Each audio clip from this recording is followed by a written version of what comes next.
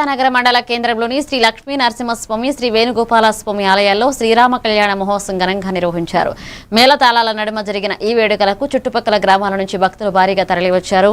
ఆలయ అర్చకులు శ్రీనివాసాచార్యులు పూజా కార్యక్రమాలు నిర్వహించారు. ఈ సందర్భంగా ఆలయ ధర్మకర్త గోపాలకృష్ణ దంపతులు భక్తులు పాల్గొని స్వామివారి ఆశీస్సులు పొందారు. అనంతరం ఆలయానికి వచ్చిన భక్తులకు తీర్థ ప్రసాదాలు పంపిణీ చేశారు. కోళ్ళు గొర్రెలు కూడా కొట్టుకొని గబగబా తినేశారు. ఎందుకంటే అదేదో పడిపోతుంది, ఇదేదో వేగం తినేస్తే అదే చనిపోవు కదా అంటున్నాం. జిహ్వ చేపలు అంతకన్నా మరేమీ కాదు.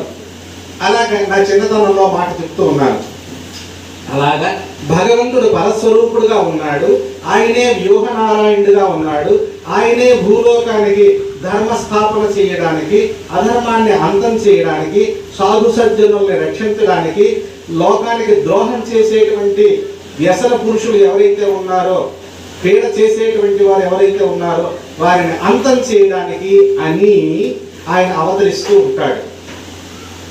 యుగే యుగే సంభవామి యుగే యుగే అన్నాడు కదా. ప్రతి యుగంలో అవతరిస్తూనే ఉంటాడు. ధర్మం కన్నా గొప్ప ధర్మం ఈ చరాచర సృష్టిలో ఎక్కడా లేదు. ఎవరైనా శ్రీమన్నారాయణ స్వరూపేభ్యః శ్రీరామచంద్ర శర్మణే వరాయ.